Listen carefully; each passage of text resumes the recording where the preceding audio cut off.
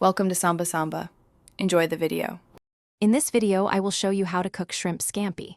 First, let's gather our ingredients. You'll need about 1 pound of large, fresh shrimp, 4 cloves of garlic, and a half cup of dry white wine. Make sure your shrimp are peeled, deveined, and thoroughly patted dry. This step is crucial for achieving that perfect sear. Also, mince your garlic and chop some fresh parsley now, so everything is ready to go. Now, let's get cooking. Heat 2 tablespoons of good olive oil and 2 tablespoons of butter in a large skillet over medium-high heat. Once the butter is melted and shimmering, add your shrimp in a single layer. Cook them for just 1 to 2 minutes per side, until they turn pink and opaque. Be careful not to overcook them, as they can become tough.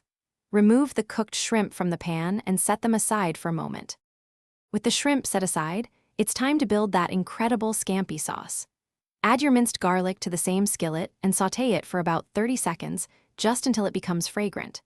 Then, pour in a half cup of dry white wine to deglaze the pan, scraping up all those flavorful brown bits.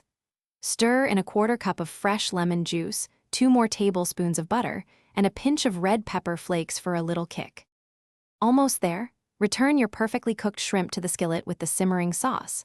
Toss everything gently to ensure each shrimp is beautifully coated.